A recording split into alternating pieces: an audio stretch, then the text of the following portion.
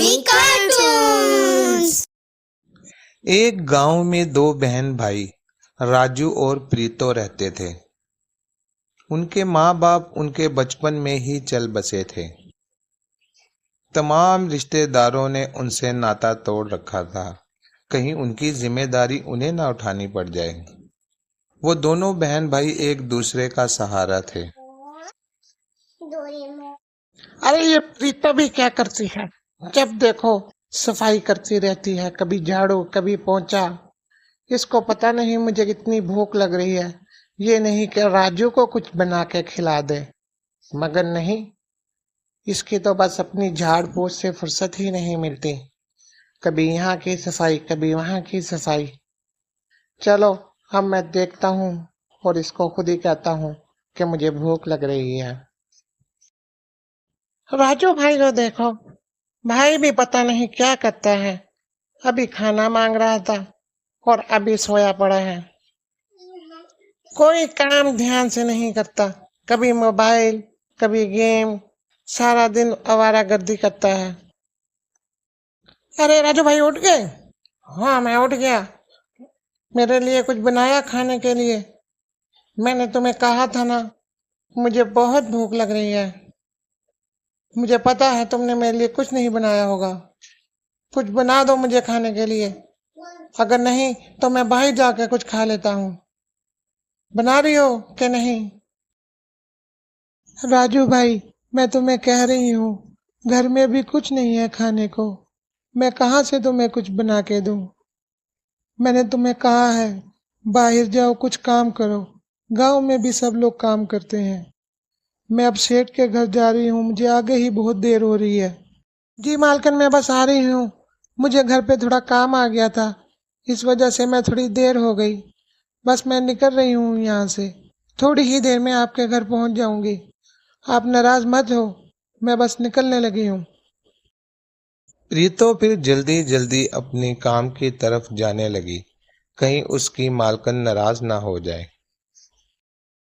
ये तो हमारे गांव की लगती ही नहीं है। चलो इससे पूछता हूँ, कौन हो तुम? यहाँ पे क्या करने आई हो? पहले तो मैं कभी नहीं यहाँ देखा, कहीं शहर से आई लगती हो तुम मुझे। हाँ तुमने मुझे ठीक पहचाना, मैं शहर से आई हूँ और मेरा नाम टीना है। तुम्हारा गांव बहुत प्यारा है, मुझे बहुत पसंद आया। मैं किसी खास मकसद के लिए इस गांव में आई हूँ। मैं तुम्हारे गांव में स्कूल बनाना चाहती हूँ, ताकि यहाँ के बच्चे भी पढ़ सकें और बड़े इंसान बन सकें। क्या तुम मेरी मदद करोगे इस काम में? मुझे किसी की जरूरत है, ताकि हम दोनों मिलकर इस काम को कर सकें। बोलो। हाँ हाँ जरूर, क्यों नहीं। मुझे बहुत अच्छा लगा हमारा गांव और स्कूल। मैं हर तरह तुम्हारी मदद करने के लिए तैयार हूँ। मैं कल आऊंगा यहाँ पर। आ गई तो बड़ी तो, तुझे पता है घर में कितना काम रहता है। तू अपनी मर्जी से आती है, झाड़ू पोछा सब होने वाला पड़ा हुआ है। सेठ को पता लगेगा तो वो कितना मुझे गुस्से होएगा। मैं तुझे घर से बाहर निकाल फेंकूंगी। मैं एक आवाज दूं तो गांव में कितनी लड़कियां आ जाएंगी काम करने के लिए। अब जा दफा हो, काम कर जाके। प्रीतो सेठ के घर काम करने आई तो सेठ, जो हर वक्त प्रीतो पर नजर रखता था, जब देखता प्रीतो अकेली है तो प्रीतो को तंग करता और उसे हर टाइम देखता रहता। प्रीतो में नव्या कर ले। प्रीतो तू मुझे बहुत अच्छी लगती है, मुझसे शादी बना ले, सारी जिंदगी खुश रहेगी तू।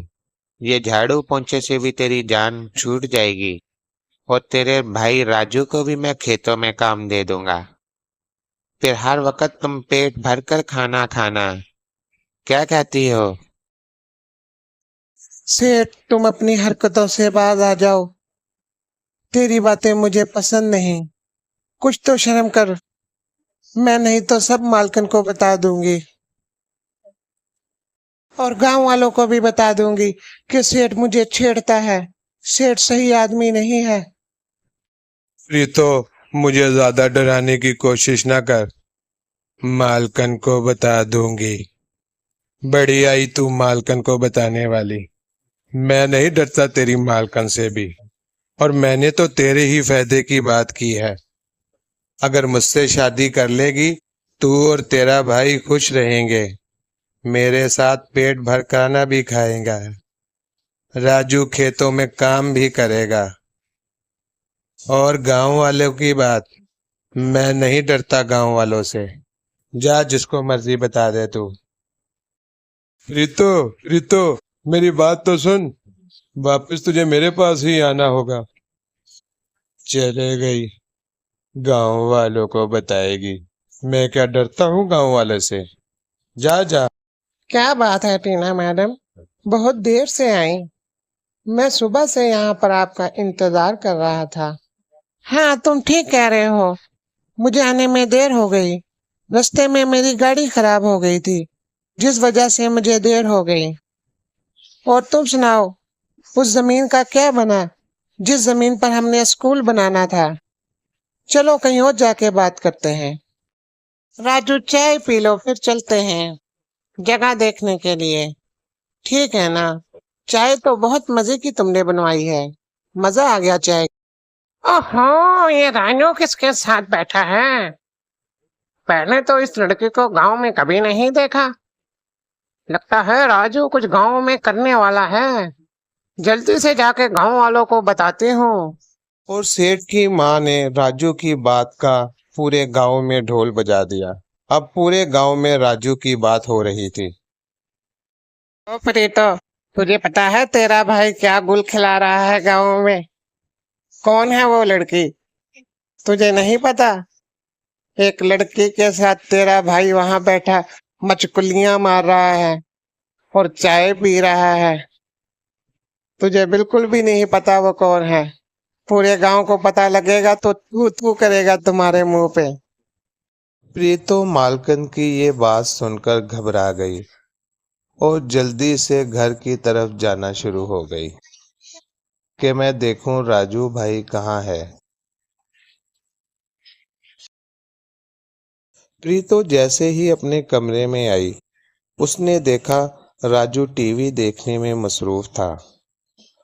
उसने कहा कि मैं कुछ राजू भाई से बात करूं, मगर खामोश हो गई।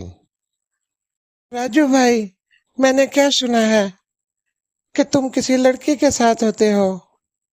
गांव वाले सारे कह रहे हैं, आज मालकन भी मुझे कह रही थी तुम उसके साथ बैठे चाय पी रहे थे। ये क्या बात है, मुझे बताओ तुम, वो लड़की कौन है? हाँ हाँ प्रीतो, तुमने ठीक सुना है। मैं इसके साथ बैठा था, चाय भी पी रहा था, मगर वो बहुत अच्छी लड़की है। वो शहर से आई है और हमारे गांव में स्कूल बनाना चाहती है। मैं उसको अभी जगह दिखाने जा रहा हूँ। जगह पसंद आ गई तो स्कूल का काम जल्द शुरू हो जाएगा। हाँ राजू, ये जगह मुझे बहुत पसंद आई है। राजू, तुमने हमारी बहुत मदद की है और तुम्हारे दोस्तों का भी बहुत शुक्रिया, जिसने हमें अपनी जगह पर स्कूल बनाने की इजाजत दी। मेरी टीम भी बहुत खुश है कि बहुत जल्दी हमारा ये काम शुरू हो जाएगा और मुझे यकीन है गांव वाले भी बहुत खुश होंगे। राजू और टीना आपस में बातें कर रहे थे, लेकिन राजू नहीं जानता था गांव वाले तो हर वक्त उस पर नजर रखे हुए हैं। राजू मियाँ, तुम्हारी हरकतें ठीक नहीं हैं, बाज आ जाओ। ये कौन सी शहर की लड़की को आजकल गांव में लेकर घूम रहे हो तुम? बताओ हमें भी। इस तरह मैडम टीना और राजू की मेहनत रंग ले आई और स्कूल अपने वक्त से भी पहले जल्द तैयार हो गया। ये सारा राजू की मेहनत का नतीजा है। गांव वालों, तुम देख लो, राजू ने कितना अच्छा काम किया। और मैं राजू के दोस्त का भी शुक्रिया अदा करना चाहती हूँ, जिसने हमें जगह दी। हाँ राजू, तुमने बहुत अच्छा काम किया। बेटा, मुझे माफ कर दो। तुम गांव वालों के लिए इतना सोचते रहे और मैं तुम्हें बुरा भला कहती रही और मैंने तुम्हारी बहन को भी बहुत कुछ कहा। मुझे प्रीतो तुम भी माफ कर दो। राजू भाई, हमें माफ कर दो। मुझे नहीं पता था कि तुम इतना अच्छा काम कर रहे हो। तुमने हमारे बच्चों के लिए स्कूल बनाया। मैं तुम्हारा बहुत शुक्रिया अदा करता हूँ और तुमसे बहुत शर्मिंदा हूँ। राजू, मुझे भी माफ कर दो। मुझे नहीं पता था तुम इतना अच्छा काम कर रहे हो। माँ ने जो बताया मैंने वो आप लोग मुझसे माफी मांगकर मुझे यूं शर्मिंदा मत करें। ये मेरा भी तो गांव है। इस गांव के बच्चे जब स्कूल में पढ़ेंगे मुझे बहुत अच्छा लगेगा। हमारे गांव का नाम रोशन होगा। और कुछ दिनों के बाद टीना और टीना के साथी गांव पहुंचे। उन्होंने राजू का शुक्रिया अदा करते हुए कहा, राजू ने बहुत अच्छा काम किया और हमारी बहुत मदद की, और साथ ही राजू के दोस्त का भी, जिसने जगह दी। राजू, हमें बहुत खुशी हुई। तुम एक बहुत अच्छे इंसान हो। हमारे स्कूल का जल्द से जल्द काम हो गया। आज से स्कूल की सारी जिम्मेदारी तुम्हारे ऊपर है और हम भी हर टाइम तुम्हारे साथ हैं। तुम्हें कभी भी हमारी जरूरत पड़े तो तुम हमें बता सकते हो। अब गांव का और गांव वाले बच्चों का तुमने ख्याल करना है ताकि बच्चे अच्छे से स्कूल में आए और अच्छे से पढ़ें। और हाँ राजू, रीतो को भी अपने साथ स्कूल लाया करो। रीतो, क्या हो गया? आज बहुत खुशी की वजह से झूम रही हो।